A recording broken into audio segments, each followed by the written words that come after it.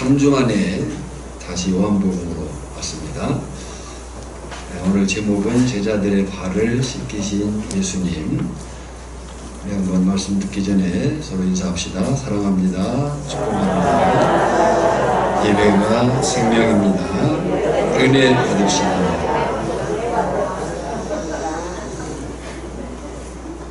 감사합니다. 예수님의 놀라운 표적과 능력, 그리고 영광스러운 예루살렘 입성은 사람들에게 예수님의 메시아됨에 대한 정치적 요소에 집중하게 했습니다. 예수님은 메시아로 오셨는데 예수님의 표적과 능력, 그 영광스러운 예루살렘 입성을 보는 사람들은 그 메시아를 정치적으로 이해를 했다, 그 얘기죠. 정말 예수가 왕이 되는 건가? 이에 대해서는 제자들도 자유롭지 못했습니다. 그래서 공관복음을 보면 제자들이 예루살렘에 오는 내내 예수님께서 그렇게 예루살렘에 왜 가시는지를, 예수님이 예루살렘에 왜 가셔요? 죽으시러 가시는 거예요. 그렇게 말씀했음에도 불구하고 예루살렘에 오는 내내 제자들은 누가 크냐, 서로 논쟁했고 어머니의 치맛바람도 등장을 하고 심지어 마지막 만찬 자리에서도 그 욕심을 숨기지 않고 있었습니다. 누가복음 11장 24절에 보면 또 그들 사이에 그중 누가 크냐 하는 다툼이 난지라 그랬어요. 여러분, 우리가 다른 생각을 잠깐 해보겠습니다. 사랑이라는 단어를 들으면 가장 먼저 떠오르는 것이 무엇입니까? 소위 로맨스, 낭만, 희생, 또 헌신, 따뜻함, 부드러움, 아마 사랑, 그러면 그런 단어들이 생각날 것 같아요. 그래서 사랑을 주제로 한 드라마나 영화, 노래가 많습니다. 요즘엔 더 많아졌지만 아마 저를 비롯해서 이 자리에 계신 분들이 그 사랑을 노래로 한 노래 가운데 언뜻 생각나는 노래가 뭐겠어요? 사랑은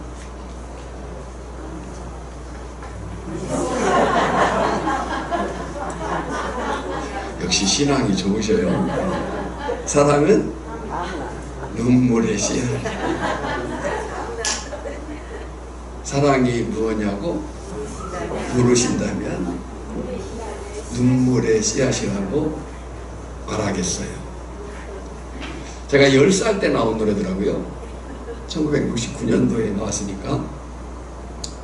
저희 아버지가 그 유행가를 좋아하셔가지고 흥얼흥얼 거리는 그 노래를 따라 불렀던 것 같아요. 어쨌든 사랑하면 좋기는 좋은데 그 사랑이 사랑되는 데 있어서는 아픔을 감당해야 하고 희생도 치러야 해서 눈물을 흘리지 않을 수 없는 것이 사랑이지 싶습니다. 이 사랑이 헬라어로는 4가지 단어로 표현됩니다. 남녀 간의 사랑인 에로스, 이건 때가 되면 하지 말라고 해도 말리면 말릴수록 더 뜨거워지는 사랑일 수 있죠. 또 혈육 간의 사랑, 이 스톨게라고 합니다. 부모가 자식을 사랑하는 그 사랑은 정말 태생적인 자연적인 그런 사랑이죠. 또 사회적인 사랑인 필레오. 사회적 사랑은 의지가 필요합니다. 그래서 우리가 사랑, 그리고 그래도 좀 더 최고의 사랑을 말할 때 사회적 사랑을 말해요. 이웃 사랑을 말하는 거죠. 반면에 하나님의 사랑은 아카페, 무조건적인 사랑. 그걸 말해요. 어쨌든 이 사랑이 에로스든 스톨게든 필레오든 아가페든 이 사랑은 믿음과 뗄래야 뗄 수 없는 그런 상관관계인 것이 분명해요. 믿음이 자랄수록 사랑도 자라고, 믿음이 자랄수록 자신이 비워지고 낮아지는. 그래서 사랑이 큰 사람은 결국 수용할 수 있는 그 사랑의 그릇이 커지는 것을 보게 됩니다. 아무개가 참 사랑이 많아, 사랑이 커. 그 말은 그 사람의 사랑의 크기가, 마음의 크기가 그만큼 크다는 얘기가 되겠죠. 바라기는 오늘 저나 여러분 모두가 그런 사랑의 사람이 되기를 주님의 이름으로 축원합니다. 저나 여러분의 마음의 사랑의 크기가 클 수 있기를 축복합니다. 그러니까 본문에 나오는 예수님이 제자들의 발을 씻긴 사건은 이런 상황 속에서 사랑할 수 없는데 사랑하는 상황 속에서 가르친 교훈이에요. 그래서 오늘 본문에 예수님이 제자들의 발을 씻기는 장면과 메시지는 이제 16장까지 이어지는데 그 16장까지 이 제자들의 발을 씻기시는 그 장면의 메시지가 흘러가고 있는 거예요. 그래서 오늘 본문은 그 시작인 거죠. 자, 12장까지, 요한복음 12장까지 우리가 설교를 했으니까 말씀을 좀 정리하겠습니다. 요한복음이 전체가 몇 장이죠? 21장까지 되어 있어요. 이 21장으로 되어 있는 요한복음을 신학자들은 둘로 구분을 합니다. 먼저 요한복음 1장부터 12장을 표적의 책, 그리고 13장부터 21장을 영광의 책이라고 불러요. 그 이유가 뭐냐면 1장부터 12장은 주로 표적을 통해서 예수님 자신과 하나님의 영광을 드러내고 있고요. 13장부터 21장은 주로 제자들을 대상으로, 누구를 대상으로요? 제자들을 대상으로, 오늘 우리들을 대상으로 예수님이 가르치신 내용과 십자가와 부활을 통해서 하나님이 주시는 영광을 보여주기 때문에 그렇게 표현한 거예요. 표적의 책, 영광의 책. 표적이든 영광이든 영광을 드러내지만 앞부분은 대상이 누구예요? 따르는 무리들. 뒷부분은 제자들. 오늘 저나 여러분들에게 주어진 메시지라 그 얘기죠. 그러니까 12장까지가 누구나를 향한 공개적인 가르침이었다면 13장부터는 제자들을 향한 사적인 가르침이고 제자 훈련이에요. 자, 이제 중간쯤 가다가 졸면 제 책임인데 시작도 안 했는데 조는 것은 좀 문제가 있어요. 자, 눈을 뜨세요. 자, 12장까지는 누구나를 향한 공개적인 가르침, 공적인 가르침. 진리는 이렇다. 내가 생명이다. 내가 영생이다. 내가 빛이다. 를 객관적으로 말씀하신 거지만 이제 13장부터는 너희에게 그렇다. 이것은 장차 제자들에게 맡길 세상 선교를 위한 준비예요. 그래서 13장부터 17장에는 세상이란 단어가 40번 정도가 나옵니다. 세상. 왜 그렇겠는가?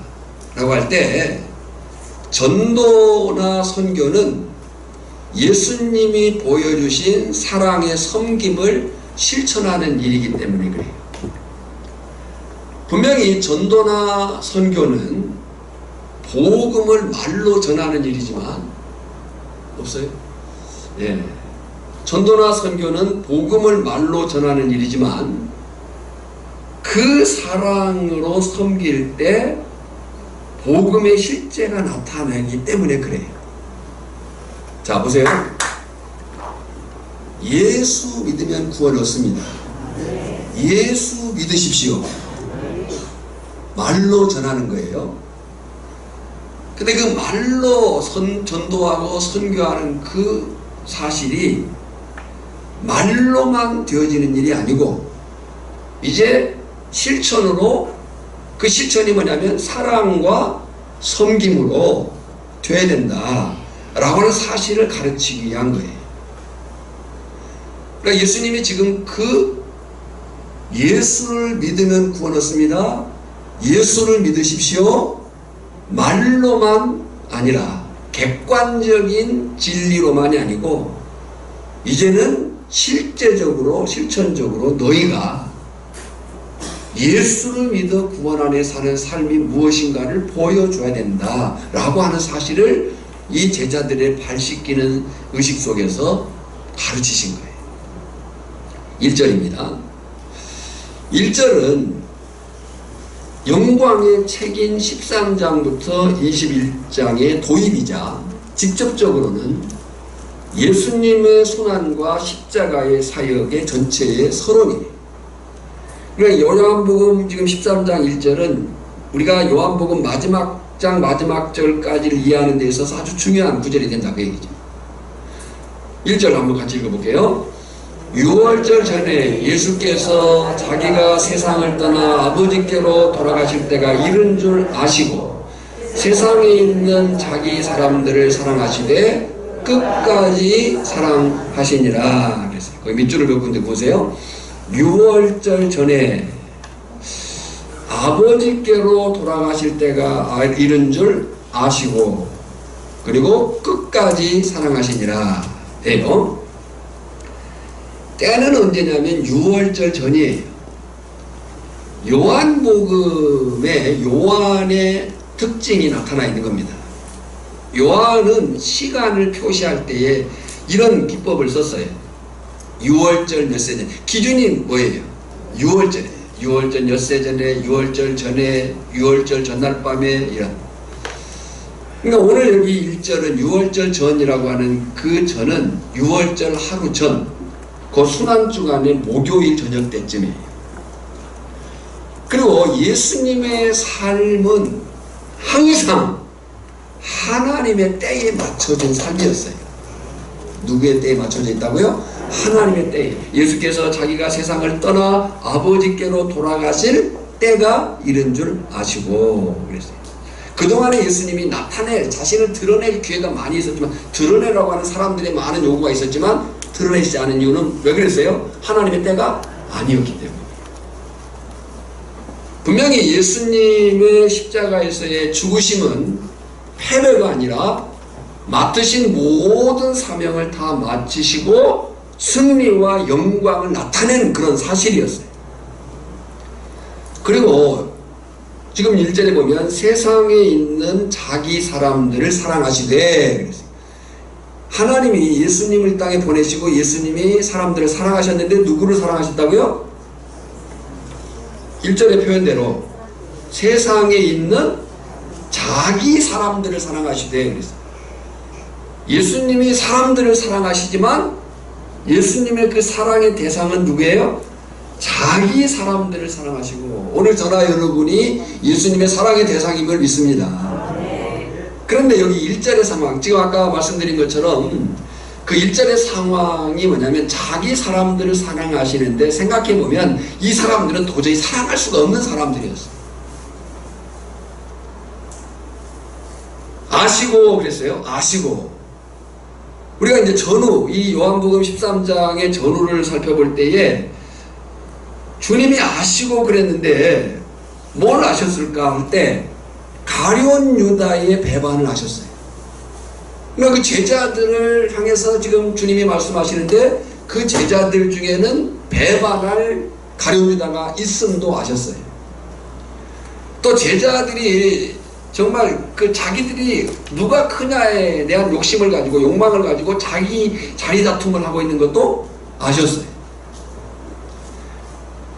그리고 나중 베드로가 예수님을 부인할 것까지도 아셨어요. 근데 우리가 다음 주에 살피겠지만 이 사건 후에 세계명을 주시거든요. 새 계명을 주신 그 후에 베드로가 예수님을 부인합니다. 그러니까 그렇게 가르치고 또 가르치고 또 가르치고 또 보여주고 또 보여주는데 불구하고 배반과 자리다툼과 그런 배신이 있을 것을 주님이 아셨는데, 그런데도 끝까지 사랑하시니라. 끝까지 사랑하시니라. 이것이 주님의 사랑이고, 그 사랑 때문에 저나 여러분이 안전한 거예요. 여기 끝까지는 에이스텔로스라는 말인데요, 이중적인 의미를 가지고 있어요. 완전히 죽기까지. 이것이 예수님의 사랑입니다. 이 사랑이 요한복음 1장부터 12장에는 6번 나오지만 13장부터 17장에만 31번이 나와요.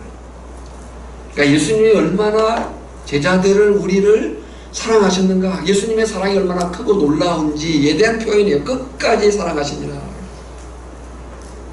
빌립보 2장 8절입니다.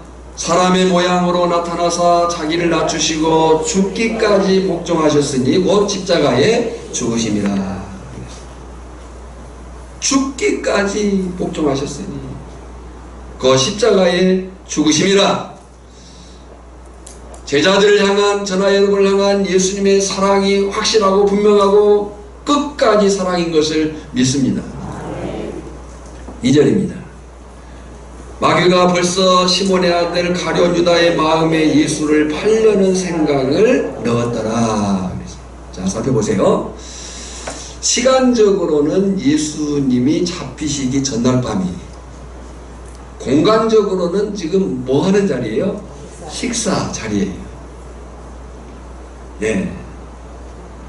예수님이 가고자 하는 길과 제자들이 거기까지도 생각하는 길이 좀 달라요. 예수님이 가시고자 하는 사명의 그 생애 목표점은 어디예요? 십자가에서의 죽으심이란 말이에요. 그런데 제자들은 아직까지도 정치적인 예수님을 기대하면서 누가 높은 자리에 앉을 거냐에 대한 그런 생각에 있었을 때, 그때 마귀가 등장을 합니다. 마귀가 등장을 해가지고, 이 마귀는 이미 누구의 생각을 알았어요? 가룟 유다의 생각을 알았어요. 그리고 그 가룟 유다가 이미 생각한 것을 실행할 수 있도록 부추겼어요. 예수님을 배반한 책임은 유다에게 있어요. 마귀가 그 유다의 생각을 부추긴 거죠. 여러분요, 사람이 어떤 생각을 하느냐는 굉장히 중요합니다. 오늘 이 시간 앉아있는 여러분들이 은혜 받을 생각으로 충만하길 원합니다. 사람이 어떤 생각을 하느냐는 굉장히 중요해요. 왜냐하면 마귀는 우리의 생각을 부추겨요. 그러니까 마귀는 지금 유다의 악한 생각을 실행하도록 부추긴 거예요. 우리의 생각이 얼마나 중요한가, 우리가 로마서를 살필 때 이미 봤어요. 로마서 8장 6절 7절입니다. 큰 소리로 한번 읽겠습니다. 육신의 생각은 사망이요 영의 생각은 생명과 평안이니라. 육신의 생각은 하나님과 원수가 되나니 이는 하나님의 법에 굴복하지 아니할 뿐 아니라 할 수도 없습니다. 육신의 생각은 뭐라고요? 사망이요. 영의 생각은 생명과 평안이니라. 육신의 생각은 누구와 원수돼요? 하나님과 원수돼요. 그리고 하나님의 법에 굴복할 수도 없는 거예요. 골로새 3장 1절 2절도 보면 같이 읽겠습니다. 그러므로 너희가 그리스도와 함께 다시 살리심을 받았으면 위의 것을 찾으라. 거기는 그리스도께서 하나님 우편에 앉아 계시니라. 위의 것을 생각하고 땅의 것을 생각하지 말라.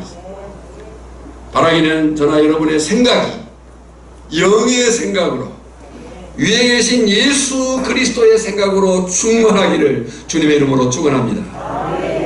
3절입니다. 저녁 먹는 중에 예수는 아버지께서 모든 것을 자기 손에 맡기신 것과 또 자기가 하나님께로부터 오셨다가 하나님께로 돌아가실 것을 아시고 그랬어요. 분명히 예수님은 앞에서 말씀하신 것처럼 모든 것을 아셨어요. 아시고 그럼에도 예수님은 끝까지 그 사랑을 실천으로 보이신 거예요. 그 내용이 4절로 11절이에요. 강단 화면이나 성경을 보시면서 또 성경을 볼 때의 중요 부분들은 표시를 해가면서 말씀을 들으시길 바랍니다. 지금 4절을 보면 식사 자리에서 일어나셔서 예수님이 겉옷을 벗고 허리에 수건을 두르셨습니다. 5절을 보면 대야에 물을 떠다가 제자들의 발을 씻어주시고 수건으로 닦아주셨습니다.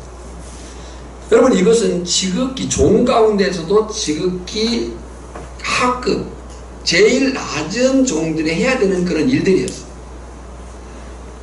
6절에 보면 베드로의 순서가 되었어요. 종이 하는 일, 정말 가장 낮은 계급에 있는 종이 하는 일인 것을 아는 베드로가 왜 이러십니까? 라고 물어요. 7절을 보면 예수님이 나중에 알게 될 것이다 이렇게 얘기해요. 그러다 8절에 베드로가 절대로 그럴 수 없습니다. 그러자 예수님이 만약에 내가 이걸 거부한다면 너는 나와 상관이 없다. 여기 상관이란 말은 영적인 관계, 곧 생명적 관계를 얘기하는 거예요. 그러다 베드로가 그렇다면 여기서 베드로의 기질이 나와요. 그러다 베드로가 그렇다면 아예 발만 아니라 손과 머리 곧 온몸을 씻어달라 이렇게 말을 해요. 베드로 참 재밌는 사람이죠. 10절입니다. 함께 읽겠습니다. 예수께서 이르시되 이미 목욕한 자는 발밖에 씻을 필요가 없느니라. 온몸이 깨끗하니라. 너희가 깨끗하나 다는 아니니라. 무슨 얘기예요? 제자들은 이미 구원을 받았다는 거예요. 예수님과의 관계 속에, 생명적 관계 속에 놓여 있다는 거예요. 이미 예수 안에 있는 생명을 얻었다는 거예요. 그런데 한 사람은 아니었다는 거예요. 이걸 꼭 예수님은 짚으셔요. 11절에 보면 이는 자기를 팔 자가 누구인지 아심이라. 그러므로 다는 깨끗하지 아니하다 하시니라 그랬어요. 여러분, 여기서 한번 생각을 해보세요. 지금 이 말은 예수님께서 제자들 모두에게, 거기에는 가룟 유다도 있었어요. 제자들 모두에게 하신 말씀이에요. 그러니까 이 말씀 속에는 예수님은 아직도 가룟 유다를 사랑하시고 그에게 기회를 주시고자 한 거예요. 한번 따라합시다. 깨닫는 게 은혜다. 주여 깨닫게 하옵소서. 우리가 말씀을 들으면서도 읽으면서도 깨닫는 게 은혜다. 깨닫게 하옵소서. 아무런 생각이 없이 앉아있으면 안 되는 거예요. 자, 예수님이 이 말은 지금 제자들에게 공개적으로 하고 있고 그 자리에는 누구도 있었다? 가룟 유다도 있었다. 20절 보세요. 같이 읽습니다. 내가 진실로 진실로 너희에게 이르노니 내가 보낸 자를 영접하는 자는 나를 영접하는 것이요 나를 영접하는 자는 나를 보내신 이를 영접한 것이니라. 지금 이 자리에 이 말씀을 할 때까지도 누가 있었다고요? 가룟 유다도 같이 있었다는 거예요.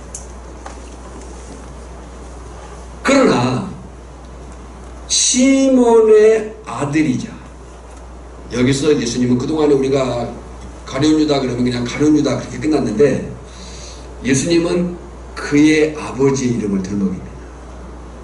꼬집는 거죠.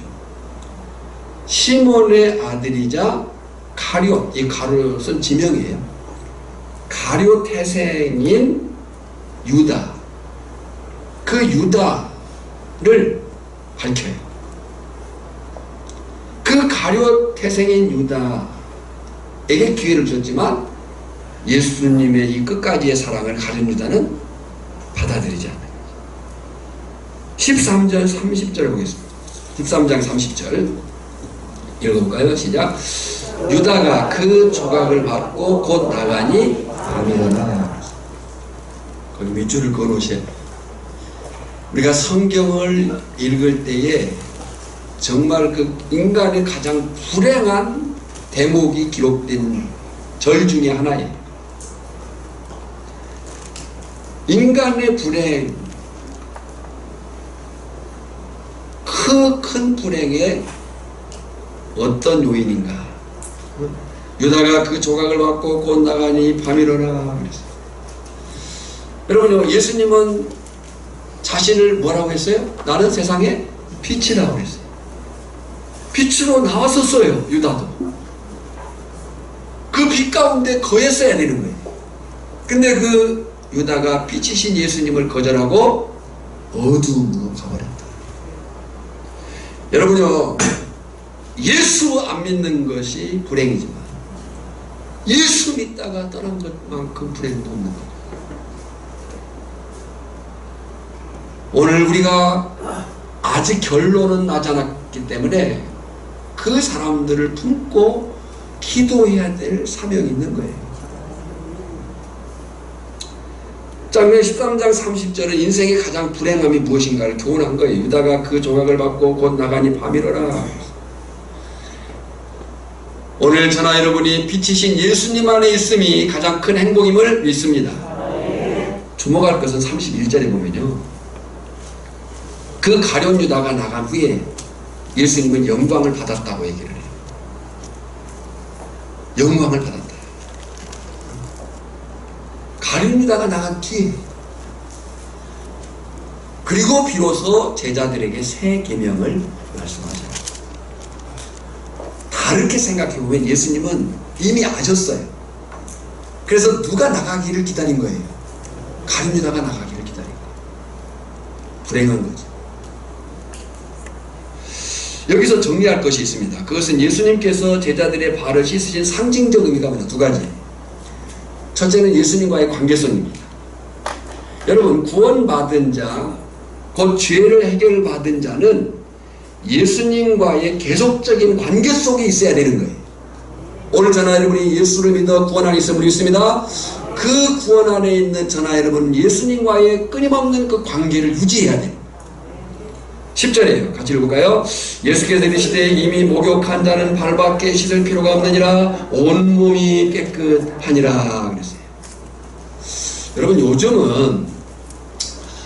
요즘은 거의 매일 샤워하죠. 또 목욕도 자주 합니다. 근데 아마 여기 계신 분들 대부분이 옛날을 생각해 보면 옛날의 목욕은 연중 행사였어요. 그래서 날을 잡아가지고 물을 데워가지고 제 기억으로 보면 연중 행사로 벌이면서 마지부터 씻기기 시작하는 거예요. 마지부터 씻기면 제일 막내는 이제 어떤 물에 씻는 거예요? 거의 구정물에 씻는 거예요. 왜냐하면 그때 그 물을 귀하게 여기고 또 물을 대표해야 되는 상황이니까. 예. 뭐 다 겪으신 일들이잖아요. 어릴 때는 또 왜 이렇게 이가 많았어요. 아주 한 방에서 이불 속에 다 넣어놓고 다 옷 벗으라고 그러면 다 이제 벗고, 이러면 이제 엄마가 누구부터 잡아요? 이를? 마지부터 잡겠죠. 그럼 막내는 마지막까지. 근데 여기서 중요한 것은 이 목욕과 발 씻는 거예요. 목욕은 오늘 저나 여러분이 받은 구원을 얘기한다면, 발 씻음은 우리가 목욕함으로 이미 예수로 인해서 구원 받았음에도 불구하고 우리가 발붙여라는 이 세상 속에서 여전히 죄를 범해 그 죄를 씻는 사실을 나타내고 있다. 구원받은 우리도 여전히 죄로 인해서 넘어질 때가 있기 때문에 회개함으로 용서를 받아야 된다는 거예요. 요한복음 1장 9절입니다. 같이 읽습니다. 만일 우리가 우리 죄를 자백하면 그는 미쁘시고 의로우사 우리 죄를 사하시며 우리를 모든 불의에서 깨끗하게 하실 것이요. 이것이 지금 제자들의 발을 씻기신 상징적 의미 첫 번째, 예수님과의 관계성을 유지해라. 두 번째는 섬김의 본이에요. 그 섬김의 본을 예수님은 12절로 17절에 설명을 하십니다. 강단 화면이나 성경을 보시면서 들으시기 바랍니다. 12절입니다. 12절을 보면 예수께서 제자들의 발을 씻으신 후 다시 말씀을 하세요. 내가 너희에게 한 것을 너희가 아느냐? 13절에 너희가 나를 선생이라 주라고 하는데 맞는 말이다. 14절 주와 선생이 내가 너희 발을 씻었으니 너희가 주라고 말하고 선생이라고 말하는 내가 너희를 발랐으니 너희도 서로 발을 씻어주는 것이 옳으니라. 15절 함께 읽겠습니다. 내가 너희에게 한 같이 너희도 행하게 하려 본을 보였노라. 왜 본을 보이셨다고요? 행하게 하려고. 거기다 밑줄을 그어서 너희도 행하게 하여 본을 보였노라. 16절 종이 주인보다 크지 못하고 보냄을 받은 자가 보낸 자보다 크지 못한데 너희는 종으로 살고 보냄을 받은 자로 살아라. 그러면서 17절에 너희가 주님의 종으로 사는 것, 보냄 받은 자로 사는 것은 결코 부끄럽거나 손해되는 일이 아니다. 17절 함께 읽겠습니다. 너희가 이것을 알고 행하면 복이 있으리라. 이것이 뭐예요? 주님의 종으로 보냄을 받은 자로 사는 것, 섬겨 사는 것이 뭐라고요? 복이다. 17절 다시 한번 읽겠습니다. 시작. 너희가 이것을 알고 행하면 복이 있으리라. 자, 여기서 다시 생각해 볼 제자들의 상황, 심정이 뭔가예요. 공간복음에 의하면 제자들은 지금 예수님께서 계속해서 죽음과 부활을 말씀하시는데도 예루살렘에 오는 내내 논쟁을 했어요. 뭘 논쟁했어요? 누가 높은 자리에 앉을 거냐? 마가복음 9장 34절 그들이 잠잠하니 이는 길에서 서로 누가 크냐 하고 쟁론하였습니다. 마지막 만찬 때도 마찬가지. 누가복음 22장 24절 또 그들 사이에 그중 누가 크냐 하는 다툼이 난지라. 그리고 예수님께서 예루살렘에 입성하실 때 사람들의 그 열렬한 환영, 호산나 호산나 했던 그 찬양이 예수님이 메시아 오심을 나타낸 그런 모습이었지만은 사실 그들의 속내는 마음으로의 정치적인 메시아로의 기대했던 거죠. 거기에 예수님이 찬물을 끼얹은 겁니다. 나는 너희가 생각하는, 너희가 기대하는 그런 메시아가 아니다. 그렇다면 제자들을 향한, 오늘 우리를 향한 예수님의 가르침의 교훈이 무엇이 있는가? 첫째, 예수님과의 관계를 유지하는 일에 힘쓰라. 20절 같이 읽겠습니다. 내가 진실로 너에게 이르노니 내가 보낸 자를 영접하는 자는 나를 영접하는 것이요 나를 영접하는 자는 나를 보내신 이를 영접하는 것이니라. 앞에서 말씀드린 것처럼 저나 여러분은 이미 예수님을 믿고 이미 목욕한 자임을 믿습니다. 이미 구원받았어요. 그러나 아직 죄의 세상에 발붙여 살고 있는 것이 사실이에요. 세상의 때가, 세상의 죄가 묻을 수밖에 없는 거예요. 때문에 예수님의 가르침과 십자가를 통한 날마다 죄사함의 회개의 사실이 우리에게 필요한 거죠. 요한복음 15장 3절 5절 같이 읽습니다. 너희는 내가 일러준 말로 이미 깨끗하였으니 내 안에 거하라 나도 너희 안에 거하리라. 가지가 포도나무에 붙어있지 아니하면 스스로 열매를 맺을 수 없음같이 너희도 내 안에 있지 아니하면 그러하리라. 나는 포도나무요 너희는 가지라. 그가 내 안에 내가 그 안에 거하면 사람이 열매를 많이 맺나니 나를 떠나서는 너희가 아무것도 할 수 없느니라. 저나 여러분이 예수님 안에 있음을 믿습니다. 그 예수님 안에 살아가는 삶의 그 유지에 힘을 써야 됩니다. 두 번째 교훈은 세상이 말하는 힘의 방식이 아니라 서로 사랑하고 섬김의 삶을 살아라. 서로 사랑하고 섬김의 삶을 살아라. 지금 제자들의 발을 씻는 그 예수님의 가르침의 교훈이 마가복음 9장 35절에 보면 예수께서 앉으사 12제자를 불러서 이르시되 누구든지 첫째가 되고자 하면 무사람의 끝이 되며 무사람을 섬기는 자가 되어야 하리라 하고 그랬어요. 첫째가 되고자 하면 뭐가 되라고요? 끝이 되고 무사람을 섬기는 자가 되어야 하리라. 이것이 하나님의 나라 백성의 삶의 방식인 거예요. 그리고 어린아이 하나를 가운데 세우시고 이 어린아이는 당시 사회적 약자 중에 하나예요. 어린아이 하나를 가운데 세우시고 말씀을 하셨어요. 37절 읽습니다. 누구든지 내 이름으로 일어나이 하나를 영접하면 곧 나를 영접하며 누구든지 나를 영접하면 나를 영접함이 아니요 나를 보내신 이를 영접함이니라. 바라기는 저나 여러분 모두는 예수님과의 이 생명적 관계 유지와 서로 사랑과 섬기는 삶에 승리하기를 주님의 이름으로 축원합니다. 17절을 다시 한번 크게 읽습니다. 너희가 이것을 알고 행하면 복이 있으리라. 이 시간 그 사랑의 섬김을 연습해 보겠습니다. 아마 물티슈를 하나씩 나눠줬는데 이게 뭘까 생각을 하고 계시겠죠. 발을 씻어주면 좋겠지만 우리가 상황적으로 시간적으로 그리고 이제 이러잖아요. 예수님이 발을 씻었어요.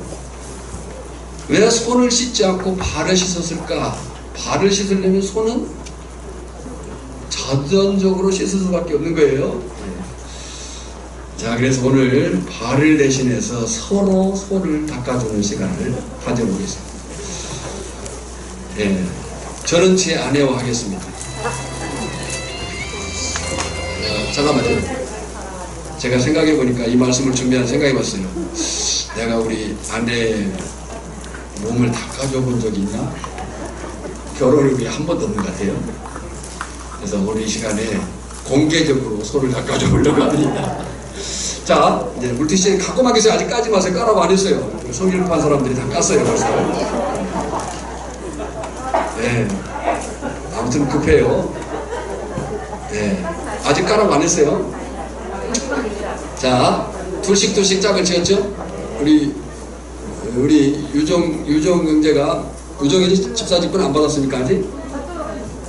네. 받았었죠? 네, 유정 집사님. 네, 누구 한 분 앉으세요, 거기.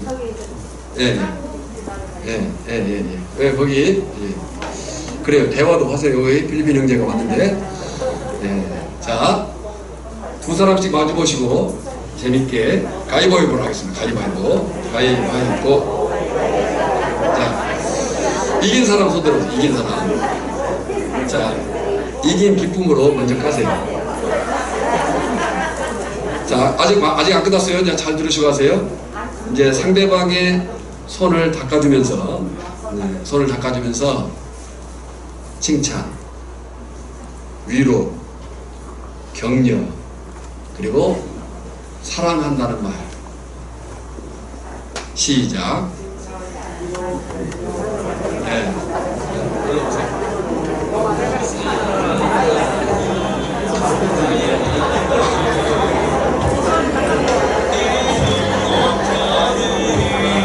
정부회장님 셀프 왔어요, 셀프.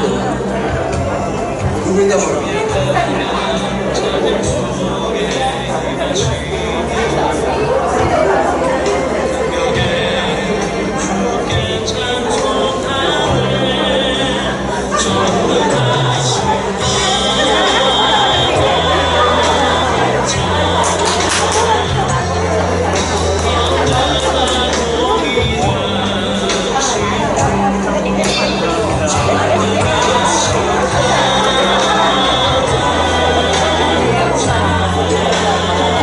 하신 분들은 이제 바꿔서 너무 간단히 끝난 사람도 있어요.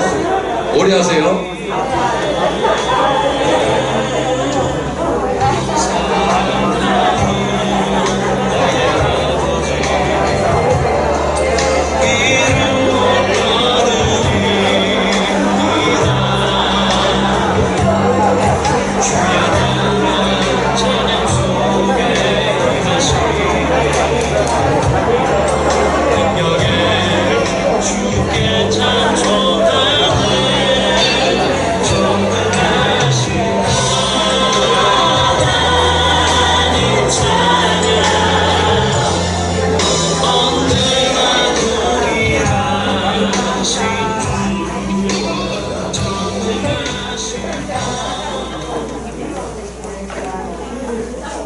예, 이제 아직 안 끝났어요. 손을 잡으세요. 손을 잡으세요. 우리가 2023년도 시작되어서 이제 세 번째 주입니다. 앞으로 1년 동안 우리가 이런 마음을 가지고 서로를 세우고 또 우리 교회를 세워가기를 소망합니다. 우리가 늘 가까이 있지만 말씀드린 대로 제가 결혼해서 지금 상당히 살았는데 집사람은 저의 머리를 감겨준 적이 있어요. 제가 아파서 좀 누워있을 때 저는 한 번도 생각해보니까 손으로 발은커녕 손을 닦아줘 본 적이 없더라고요. 그래서 오늘 실천을 했습니다. 23년이 우리가 그렇게 세워져가는 해가 되기를 소망하고요. 잠시 잡은 손 놓지 말고 서로를 위해서 기도하고 제가 기도하겠습니다. 함께 기도합니다. 하나님 아버지, 크신 은혜와 사랑을 위해서 감사와 영광과 존귀함을 돌려드립니다. 우리의 삶의 실제가 주 안에 있게 하시고 영광되게 하시고 소망되게 하시고 더욱 겸손 믿음으로 서로를 칭찬하며 위로하며 격려하며 사랑하며 주의 뜻을 나타내 살아가는 거룩한 삶의 승리가 저들 가운데 있게 하여 주시옵시고 하나님의 영화를 사랑하는데 저희 기도있는 거로 주님 도와주시옵소서. 우리 온천교회 공동체가 이런 칭찬과 위로와 격려와 사랑 가운데 23년도를 세워갈 수 있도록 한 영혼 이따가 낙심된 자들을 찾아 우리가 더욱 세우게 하시고 승리케 하여 주시옵소서. 하나님 아버지 은혜와 사랑을 감사합니다. 이 시간 우리 잡은 손이 그리스도 안에 있음을 믿습니다. 23년도 우리가 이런 삶의 자세를 가지고 칭찬하며 위로하며 격려하며 사랑하며 서로를 세우며 우리 오천교회 공동체를 세워가게 하여 주시옵시고 우리가 마음에 품게 하신 태신자들을 끊임없이 위하여 기도하게 하시고 또 주변에 안타깝게도 우리와 함께했던 지체들이 떠나 있는 그런 사실들이 있습니다. 하나님 그들을 포기하지 않게 하시고 끝까지 그 영혼을 찾게 하시고 여러가지 상황을 이기고 견딜 수 있는 그런 믿음의 분량을 위해서 우리가 기도로 중보할 수 있도록 그들을 섬길 수 있도록 역사하여 주시옵시고 우리 오천교회 공동체가 이런 사실 속에서 양적으로 질적으로 성장하며 성숙해가며 정말 사랑의 생명 공동체로 서가게 하여 주시옵소서. 지금은 우리를 구원하신 예수 그리스도의 은혜와 성부 하나님의 크고 놀라우신 사랑하심과 성령의 감화감동 축복 인도 이루하심의 역사 오늘 이 말씀 안에 있는 모든 성도 개인 심령과 가정과 산업에 또 우리의 자녀들 손들 위에 이제부터 영원까지 항상 함께 있을지어다. 아멘.